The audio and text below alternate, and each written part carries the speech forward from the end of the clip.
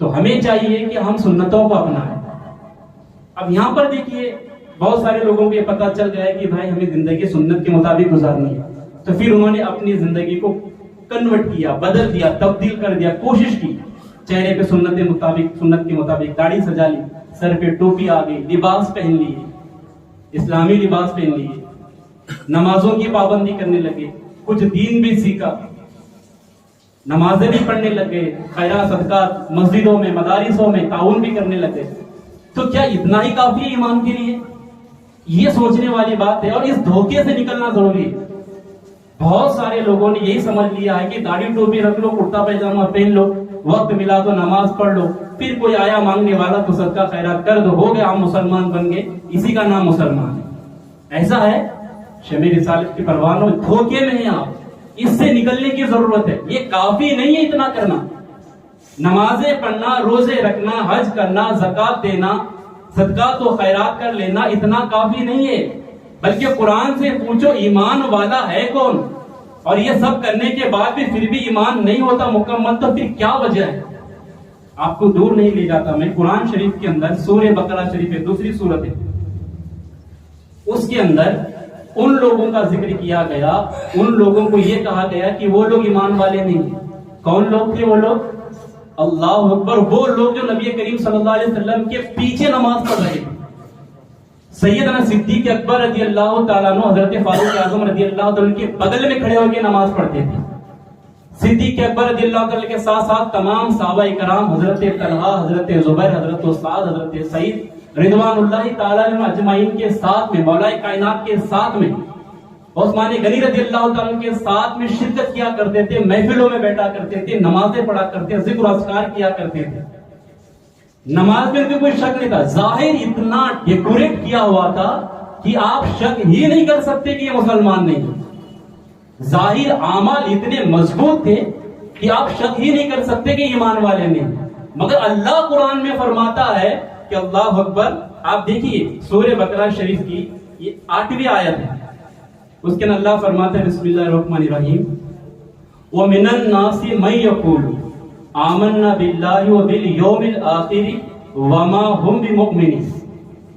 اور کچھ لوگ کہتے ہیں کہ ہم اللہ پر اور آخرت کے دن پر ایمان لائے.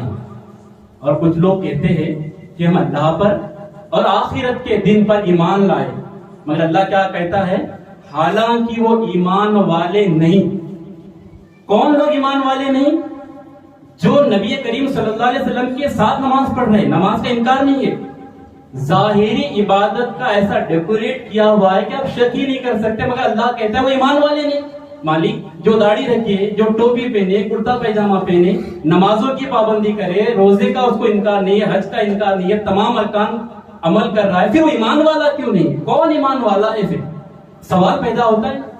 اس گھاٹی سے نکلنے کی ضرورت ہے. ہم تو یہی سمجھ رہے جو ٹوپی لگا لیا, داڑھی پہن رکھ لیا, کرتا پیجامہ پہنا, آ کے نماز پڑھ رہے ہے نا, لوگوں سے ملاقات کر رہے, بس یہ مسلمان ہو گئے. مسلمان ہونے کے لیے اتنا ہی کافی ہے؟ نہیں, مسلمانوں اس دھوکے سے نکلنے کی ضرورت ہے. قرآن کہتا ہے کہ وہ ایمان والا نہیں. مالک پھر کون ایمان والا ہے؟ کوئی ماڈل تو ہو نا, کوئی مثال تو ہو, ایگزامپل تو ہو کہ یہ چیزیں ہونی ہے تب جا کے ایمان والا ہوگا. تو اللہ بھی اسی سورت کے اندر 13ویں آیت میں فرماتا ہے کہ ایمان والا کیسا ہے. سبحان اللہ. بسم اللہ الرحمن الرحیم. دیکھیے فرماتا ہے وَإِذَا قِيلَ لَهُمْ آمِنُوا كَمَا آمَنَ النَّاسُ قَالُوا أَنُؤْمِنُ كَمَا آمَنَ السُّفَهَاءُ أَلَا إِنَّهُمْ هُمُ السُّفَهَاءُ وَلَكِنْ لَا يَعْلَمُونَ. اور جب ان سے کہا جائے کہ تم اسی طرح ایمان لاؤ جیسے اور لوگ ایمان لائے, تو کہتے ہیں. اللہ تعالیٰ یہاں پر آمن الناس سے مراد کون ہے؟ مفسرین نے بیان فرمایا تم ایسے ایمان لاؤ جیسے صحابہ اکرام نے ایمان لایا. ان کے اندر جو کوالٹی ہے, ان کے اندر جو خوبی ہے, انہوں نے جیسا اپنے نبی کو مانا ہے, اللہ اس کے رسول کو مانا ہے, ایسے مانو.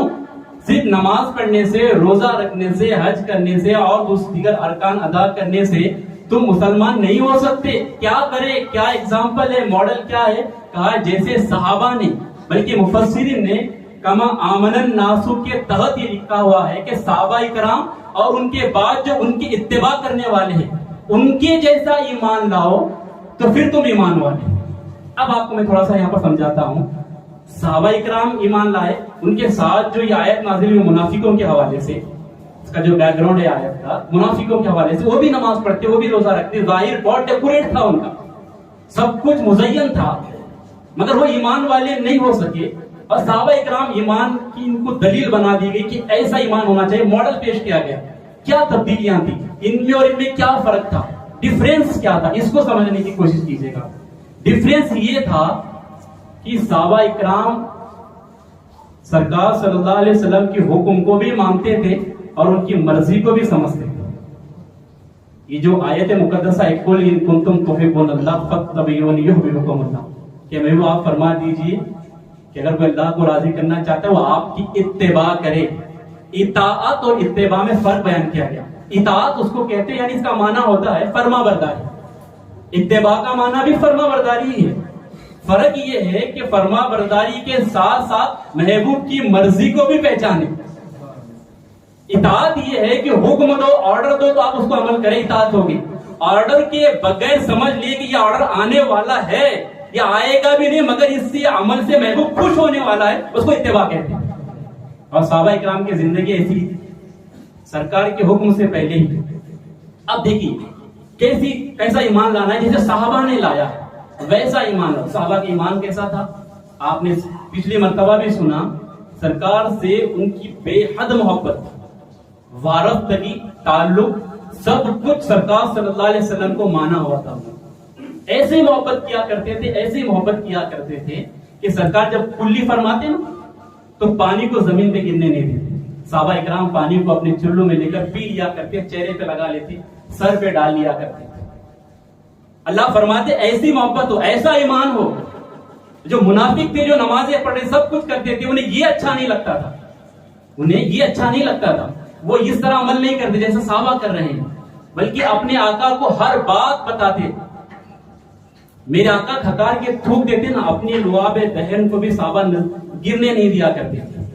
بلکہ ابھی جو ہجامہ بولتے نا، یہ لگانا، ہجامہ سے جو خون نکالتے ہیں، سرکار جب وہ ہجامہ کراتی، جب خون نکلتا بلڈ، اس کو صحابہ اکرام پی لیا کرتے.